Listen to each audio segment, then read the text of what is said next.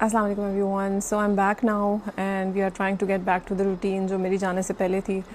आज हमने बात करनी है कि कैंसर दोबारा से क्यों होता है, यानी कि एक दफ़ा आप कैंसर का ट्रीटमेंट करा लेते हैं तो रिकरेंस क्यों होती है।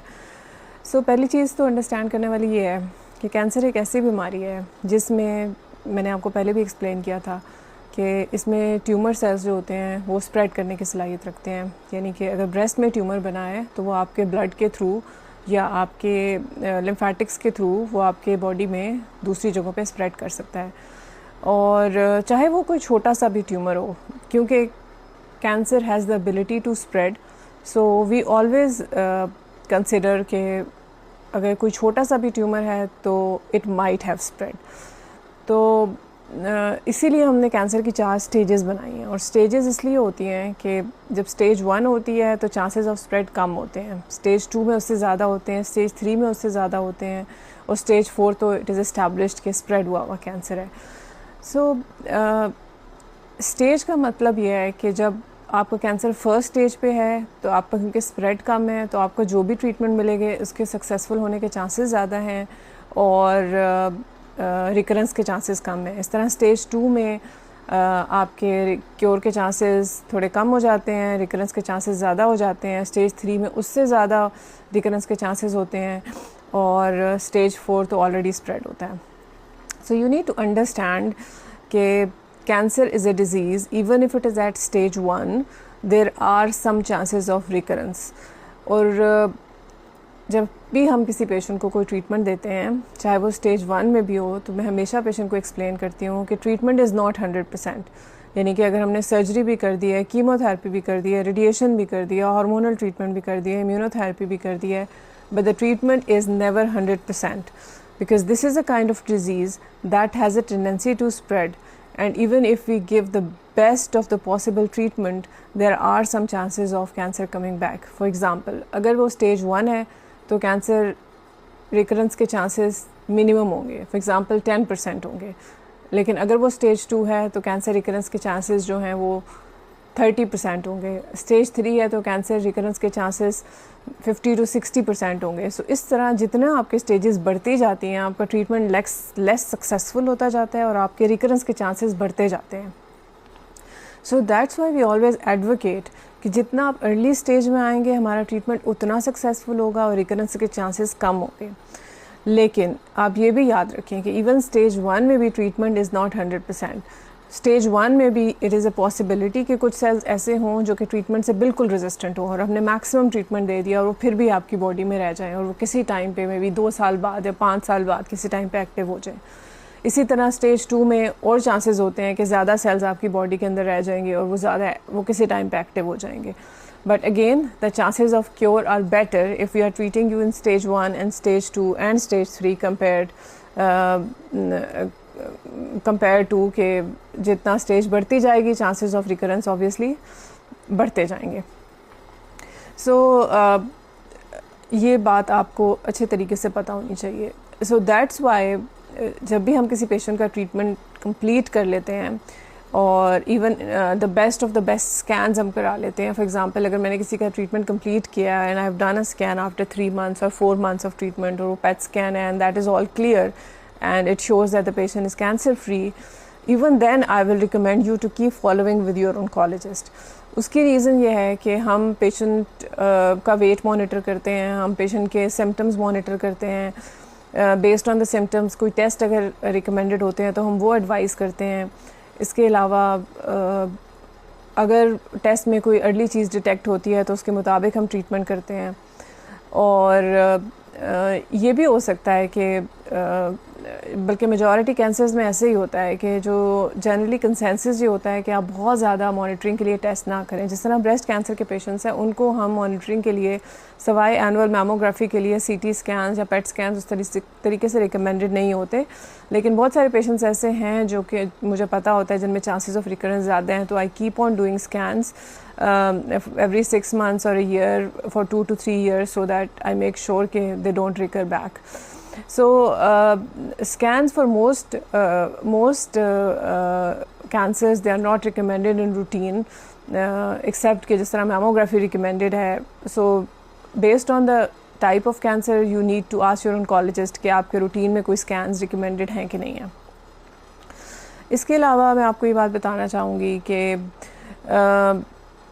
कैंसर की रिकरेंस किस तरीके से होती है। कैंसर की रिकरेंस दो तरीके से हो सकती है, यानी कि अगर किसी का ब्रेस्ट में कैंसर है तो या तो वो ब्रेस्ट के अंदर वापस आ सकता है जिसे हम लोकल रिकरेंस बोलते हैं, या फिर वो स्प्रेड कर सकता है, यानी कि मेटास्टेसिस बोल सकते हैं। सो या तो रिकरेंस लोकल रिकरेंस होगी या तो रिकरेंस जो होगी वो डिस्टेंट रिकरेंस होगी। सो रीज़न जो आपको मैमोग्राफी रिकमेंडेड है कि आप हर ईयर कराएं, उसकी रीज़न यही होती है कि आप अगर लोकल रिकरेंस किसी को हो रही है तो लोकल रिकरेंसेस में आप सर्जरी करा सकते हैं। आपको अगर पहले रेडिएशन नहीं मिली तो रेडिएशन दी जा सकती है। So local recurrence can be considered for cure again. लेकिन जो डिस्टेंस मेटास्टेसिस होती है, यानी कि अगर कोई कैंसर किसी का स्प्रेड हुआ हुआ डिटेक्ट हुआ है लंग्स में या लिवर में या बोन्स में, in that case the treatment is more और लेस द सेम। चाहे वो आपकी 2 मेटास्टेसिस हैं, चाहे वो आपकी 10 मेटास्टेसिस हैं, आपको कुछ ना कुछ ऐसा ट्रीटमेंट मिलना है जो आपकी पूरी बॉडी को कवर करेगा। So for patients who have local recurrence, उनको हम दोबारा से क्योर करने की कोशिश करते हैं with local treatments. But who have distant recurrence या फिर मेटास्टेसिस होती है, उनको वी गिव ट्रीटमेंट्स जो कि पूरी बॉडी में कैंसर को कंट्रोल करते हैं। एक और चीज़ मैं आपको बताऊं कि जो कि people find it very frightening जब भी हम उनसे बात करते हैं, और वो ये होती है कि हम सारे ट्रीटमेंट्स करा लें and if it comes back तो what is the point of getting all this treatment. This is something very frequent जो कि पेशेंट हमसे कहते हैं। तो जिस तरह अगर मैं स्टेज 1 ब्रेस्ट कैंसर की बात करूं तो stage 1 breast cancer is a highly curable cancer.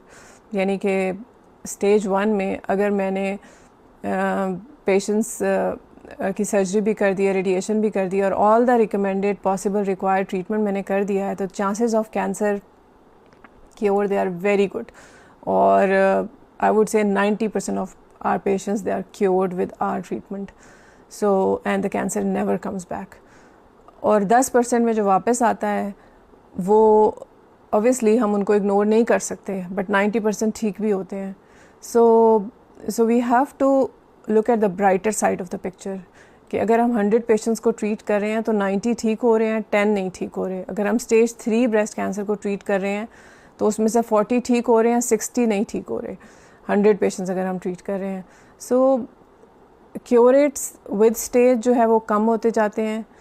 सो इसीलिए हम कहते हैं कि जितना आप अर्ली आएंगे आपका क्योर रेट अच्छा होगा, आपका कैंसर दोबारा आने के चांसेस कम होंगे, और जो आपका ट्रीटमेंट है वो भी लेस इंटेंसिव होगा। जितनी अर्ली स्टेज होती है आपको कम ट्रीटमेंट रिक्वायर्ड होता है। सो आज के वीडियो का मकसद ये था आपको ये कॉन्सेप्ट देना कि cancer is a kind of disease that always has the tendency to come back. लेकिन अगर आप अर्ली स्टेज में डिटेक्ट होंगे तो रिकरेंसेस के चांसेस कम होंगे। अगर आप लेट स्टेजेस में स्टेज 3 में जाकर डिटेक्ट होंगे तो रिकरेंस के चांसेस ज़्यादा होंगे। इस रिकरेंस को हम रेगुलर फॉलोअप से मॉनिटर करते हैं। लेकिन रिकरेंस अगर हो जाती है तो इट डिपेंड्स कि रिकरेंस कहाँ हुई है। अगर जहाँ से कैंसर निकला, फॉर एग्जांपल अगर ब्रेस्ट ट्यूमर है और ब्रेस्ट में रिकर किया है तो आर गुड चांसेस कि हम दोबारा से उसको क्योर कर सकते हैं। लेकिन अगर रिकरेंस जो है वो डिस्टेंट रिकरेंस है और स्प्रेड हुई रिकरेंस है तो फिर ट्रीटमेंट जो होगा वो कंट्रोल होगा। सो रिमेंबर दिस कि अगर if somebody has a cancer in his or her life, they should always keep that in mind कि if they have any symptoms in life in future, they shouldn't ignore that they had cancer and these could be related to that. Those may not be related to that, लेकिन आपने ये possibility हमेशा अपने mind में रखनी है कि they could be related, and we always have to exclude the link between recurrence and the previous cancer, between the new symptoms and the previous cancer. So this was the message for today. Hope you understand it. The purpose is not to frighten you. The purpose is not to make you uneasy कि ये treatment में recurrence तो होनी है. Don't think like that. But focus on earlier detection. So earlier detection is the key. So you have to get your screening test done so that we detect this disease earliest possible in stage 1, stage 2, और या जितना early in pre cancers, सब कुछ cancers के अंदर कुछ preventive measures आपको पता है, take all the preventive measures, vaccination कराएं, हब बी की वैक्सीनेशन कराएं, get your risk factors treated, for example hep C का ट्रीटमेंट कराएं। इसके अलावा स्क्रीनिंग जिसकी रिकमेंडेड है, ब्रेस्ट की मैमोग्राफी रिकमेंडेड है वो कराएं, सर्वाइकल कैंसर के लिए पैप्समियर रिकमेंडेड है वो कराएं, PSA टेस्ट रिकमेंडेड है वो कराएं, कोलोनोस्कोपी कराएं। So don't get afraid of screening test. Screening tests are those tests that help us in detecting your cancer at an early or a pre-cancer stage. So अगर आप early detect करेंगे तो recurrence के chances कम होंगे. So you want to reduce the chances of recurrence, you have to get yourself a screening test, and if you have any symptoms, you have to reach to the doctor early so that we can find out your cancer at an early stage और treatment early start हो सके। और बाकी आपको पता है कि prevention is the best की। सो जो हमें रिस्क फैक्टर्स पता है कैंसर से रिलेटेड, उन पे हम काम करें, उनको प्रिवेंट करें, अपनी एनवायरनमेंट को क्लीन बनाएं, स्मोकिंग अवॉइड करें, अल्कोहल अवॉइड करें, all sort of addictions like जिस तरह बीटल नट, च्यूइंग और ये सारी एडिक्शंस हम रिड्यूस करें, अपने ईटिंग हैबिट्स को हेल्दी करें, fast food, junk food, processed food को डिक्रीज़ करें। तो ये सारी मेजर्स हमें हेल्प करेंगी to have an ideal body weight, to have a healthy body and a healthy mind, and the chances of these diseases will be reduced. So this was the message for today. So if you have any questions, please leave in the comments and I will definitely get back to you. Thank you very much.